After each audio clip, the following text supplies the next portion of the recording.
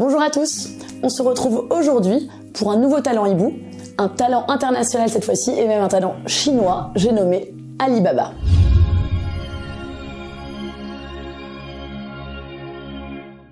Pour rappel, une nouvelle fois, les talents hibou, ce sont non pas des recommandations, mais bien des coups de projecteur pour mieux comprendre ce que fait et comment fonctionne telle ou telle valeur. Pour la recommandation, le conseil d'investissement ou non et l'analyse approfondie de cette société, nous vous conseillerons bien sûr, comme d'habitude, d'aller lire l'analyse que nous venons de sortir sur notre site. Alibaba donc est un géant chinois de la vente en ligne qui a, sans mauvais jeu de mots, joué un peu le rôle d'un véritable sésame ouvre-toi pour les TPE et PME chinoises en leur donnant accès d'une part aux consommateurs de leur propre marché, le marché chinois, et d'autre part l'accès aux exportations dans le monde entier. Petite précision ici, bien qu'il soit historiquement la première activité du groupe auquel il a d'ailleurs donné son nom, et souvent d'ailleurs c'est la seule activité que l'on connaisse en Europe, le site alibaba.com ne représente toujours pour le dernier exercice du groupe que 2% des 109 milliards de dollars du chiffre d'affaires qu'a généré Alibaba. La majorité de ses revenus provenant donc essentiellement de ces sites de e-commerce intra-Chine comme Taobao, Tmall ou encore via Ant Group de son système de paiement Alipay. Le parcours de Jack Ma, le fondateur d'Alibaba, est à des années-lumière de celui de ses homologues occidentaux entrepreneurs dans la tech. Il est beaucoup plus drôle qu'un Mark Zuckerberg, par exemple. Donc c'est quelqu'un qui est assez excentrique et qui se vante de n'avoir jamais écrit une seule ligne de code informatique de sa vie. Pour un site internet, c'est quand même assez rare.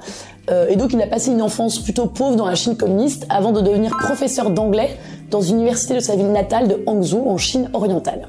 Jack Ma se reconvertit ensuite dans la traduction et il fait un voyage aux États-Unis en tant qu'interprète en 1995 et c'est là où il va utiliser Internet pour la première fois à l'âge de 31 ans. Donc voilà, c'est déjà un homme fait qui travaille, etc. Et sa première recherche, il aime bien le raconter, c'est le mot bière. Et là, il est très surpris de voir qu'aucun produit chinois ne figure dans les résultats et plus généralement que la Chine est alors presque inexistante sur Internet. Ni une ni deux, il crée donc sa première société China Pages, qui est en fait un espèce de premier portail web qui va regrouper les entreprises chinoises à la recherche de clients à l'étranger. Et pour cette première entreprise, il n'y a pas vraiment de succès. Il reprend donc 2 ans plus tard, en 1997, un emploi au ministère du Commerce extérieur et de la coopération économique. Et là, un heureux hasard, on va lui demander de servir de guide à Jerry Yang, le fondateur de Yahoo, qui est alors en visite en Chine. Et donc cette rencontre va être mise à profit puisque quelques années plus tard, Yahoo va devenir un partenaire et l'un des principaux actionnaires d'Alibaba et le seul des acteurs de la tech US à avoir su se positionner aussi tôt sur le marché internet chinois. Mais revenons donc au Jack Ma de 1997. Il n'a pas abandonné ses rêves de créer son entreprise internet donc, et on est au moment où Amazon commence à se faire un nom dans le commerce en ligne, et donc Jack Ma décide de convaincre 17 anciens collègues et étudiants d'investir 60 000 $ pour monter avec lui une entreprise de commerce électronique en B2B. Alibaba.com et le site 1688.com sont lancés en 1999 depuis son appartement de Hangzhou. Alors pourquoi 1688 ? Eh bien ça se dit en chinois Yao Liu Baba, ce qui sonne un peu comme Alibaba. Et donc ce dernier site est destiné exclusivement au commerce intérieur chinois, alors que Alibaba.com est dès ses débuts axé sur l'exportation. Alibaba se concentre donc tout d'abord sur le B2B, en mettant en relation des fabricants chinois avec des acheteurs du monde entier et va se développer très vite. En 1999, Goldman Sachs et Fidelity investissent 5 millions de $ pour 50% des parts d'Alibaba. Le japonais SoftBank les rejoint début 2000 avec un ticket de 20 millions de $, là on le voit, les chiffres augmentent assez vite. Début 2004, lors d'un nouveau tour de financement de 82 millions de $, ce qui est un record historique à l'époque pour une société internet chinoise, Goldman Sachs va vendre sa participation pour 7 fois le montant de son investissement initial. Pensons à l'époque faire une bonne affaire, quand on voit la valorisation actuelle d'Alibaba, on se dit « Ah, ils auraient dû être un peu plus patients ». Ça revient aux leçons de hibou, toujours investir sur la longue route. Et donc SoftBank, qui est lui encore aujourd'hui le premier actionnaire du groupe à hauteur de 25% environ, a quant à lui une participation qui est aujourd'hui valorisée aux alentours de 75 milliards de $. Et encore le cours a beaucoup baissé récemment, c'était presque 3 fois plus il y a 1 an et demi. Fin 2001, Alibaba.com dépasse déjà le million d'utilisateurs. Et à ce moment-là, on a eBay, rappelez-vous d'eBay, qui domine alors largement la plupart des autres marchés internationaux. Et bien qu'il ne soit pas encore positionné sur le B2B, qui représente une menace potentielle pour Alibaba, notamment suite à son achat du plus gros site chinois d'enchères en ligne à l'époque, qui s'appelle Ichnet. Donc en 2003, toujours depuis ce fameux appartement de Jack Ma à Hangzhou, Alibaba lance Taobao, ce qui veut dire à la recherche d'un trésor en chinois, son propre site de B2C, C2C, pour concurrencer Ichnet, et donc eBay. Et pour se différencier d'Itchnet, Taobao est gratuit les 3 premières années, l'objectif principal étant de conquérir des parts de marché.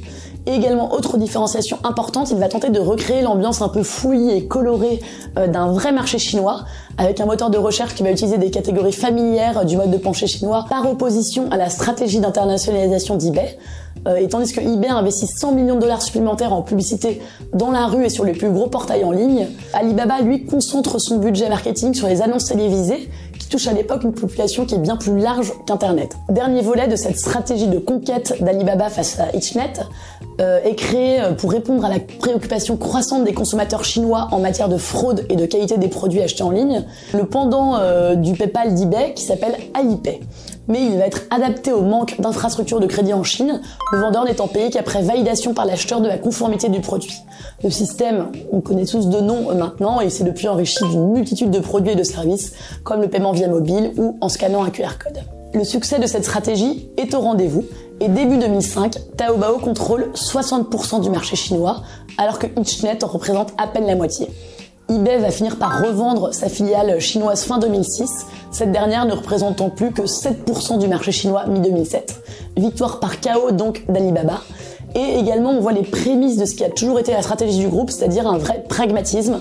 Ils ont un problème, ils apportent une solution sans forcément avoir pensé au départ à ce produit, et le produit va devenir un succès. C'est-à-dire que par exemple la création de Taobao, ça a vraiment été pour concurrencer eBay, pas du tout pour créer un nouveau modèle, et en fait c'est un succès éclatant qui reprend aujourd'hui la majeure partie des profits du groupe. Pareil pour Alipay.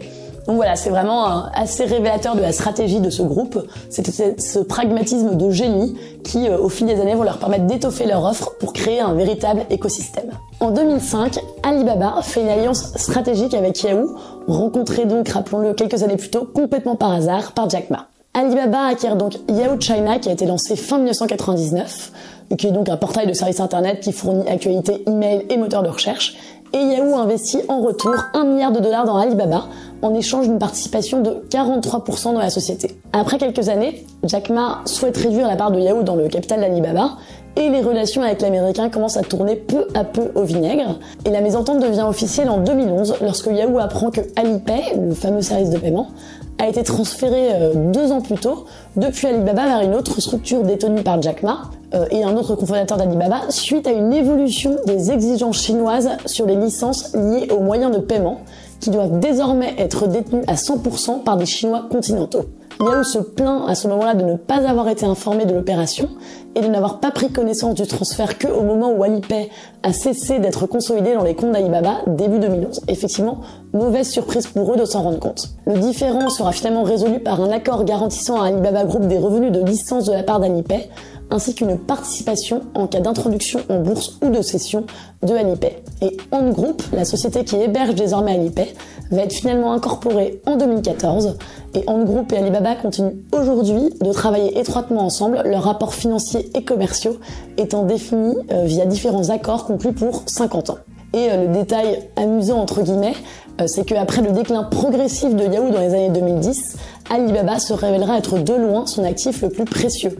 L'américain touchera 10 milliards de dollars lors de la seule entrée en bourse d'Alibaba à New York en 2014, puis encore 50 milliards de dollars en 2017, suite à la cession des 11% qui lui restaient encore dans le groupe. Dans le même temps de ce petit feuilleton avec Yahoo, Alibaba continue son développement sur le e-commerce avec entre autres Alimama, lancé fin 2017, qui va être la régie publicitaire d'Alibaba, qui met donc en relation les publicitaires de la toile et les petits et moyens éditeurs de sites internet qui souhaitent monétiser leur contenu.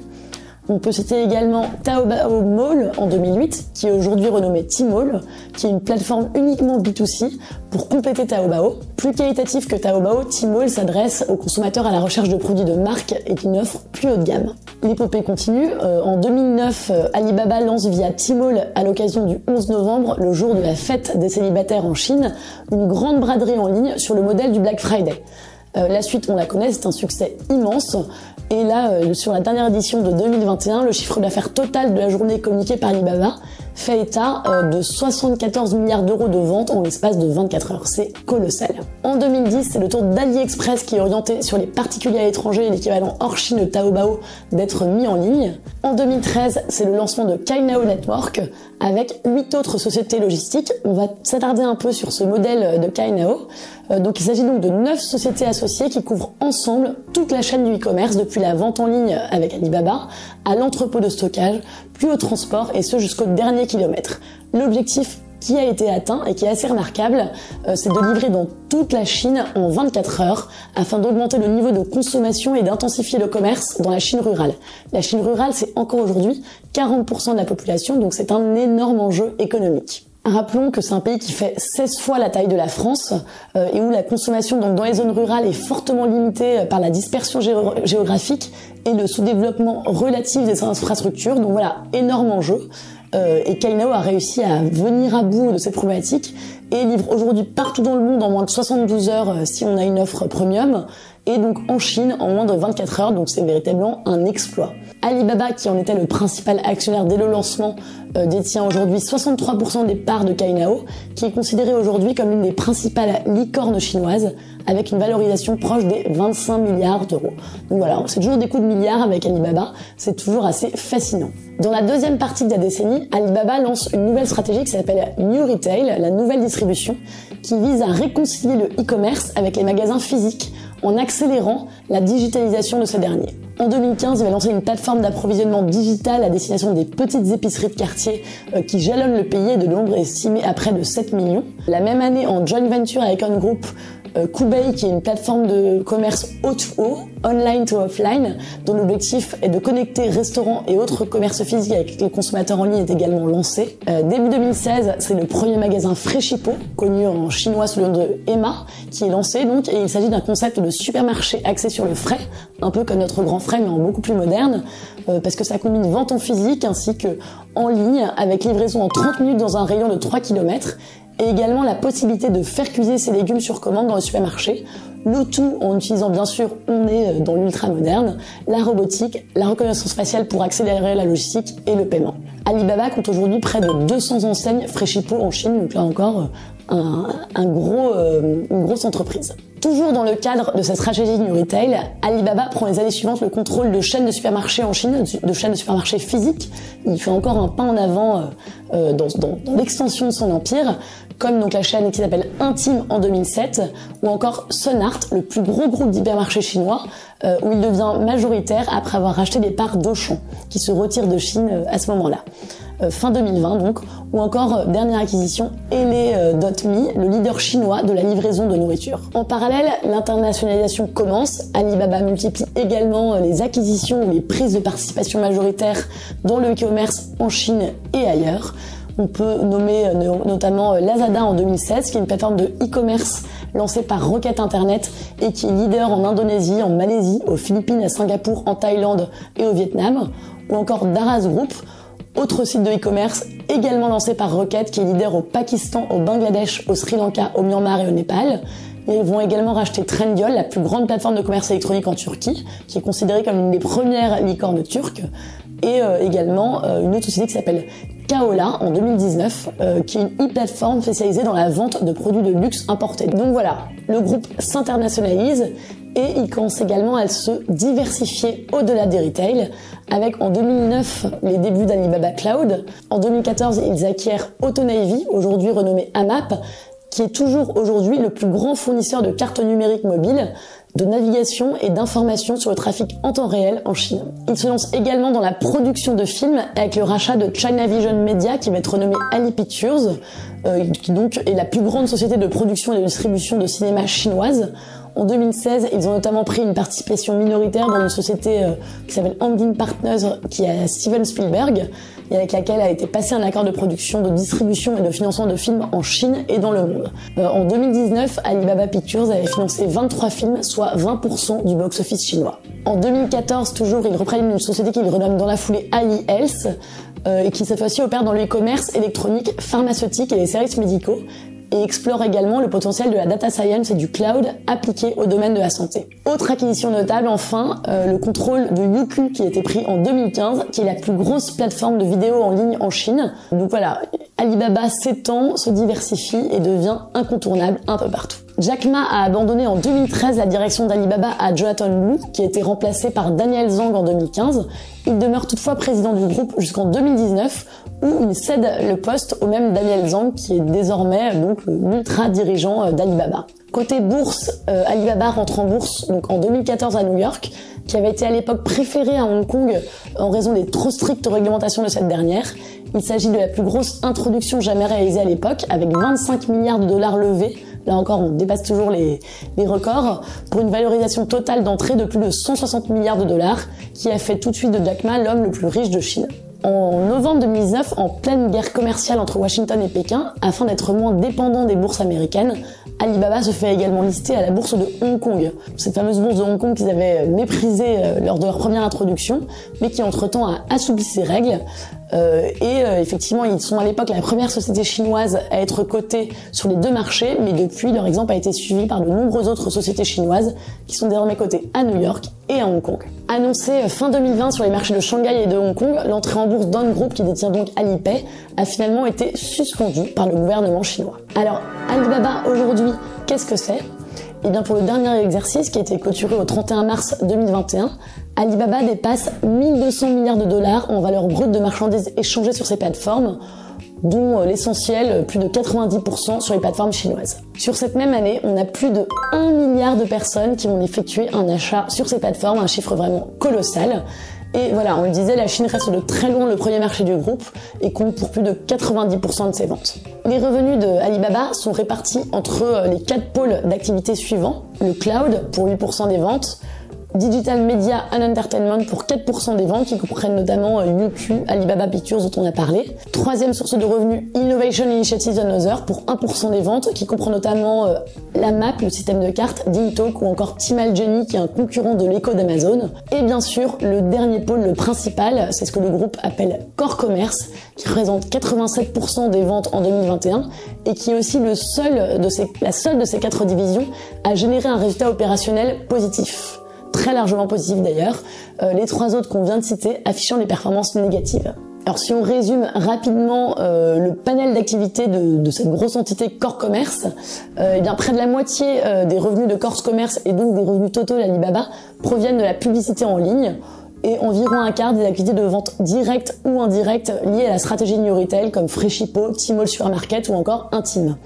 Autre source de revenus importante, les frais d'adhésion des marchands aux plateformes en ligne, les frais facturés par Cainiao Logistics, etc. Voilà pour cette présentation de la nébuleuse Alibaba. On l'a vu, il y a beaucoup de sociétés, beaucoup de pépites.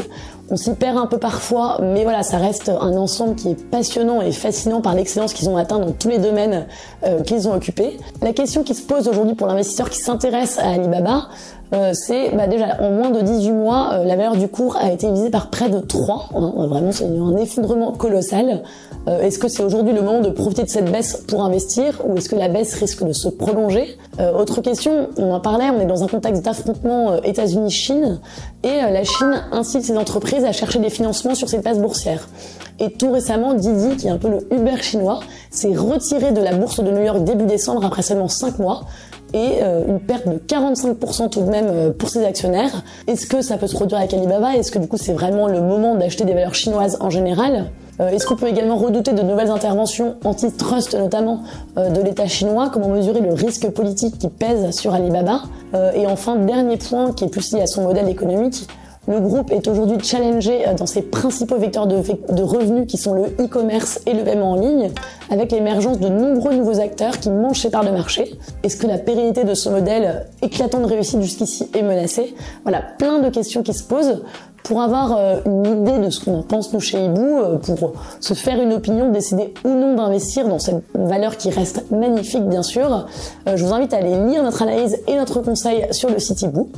En tout cas, j'espère que ce petit aperçu de ce monde, de cet univers qui est Alibaba, vous aura plu. Et je vous dis à très bientôt avec l'équipe Hibou.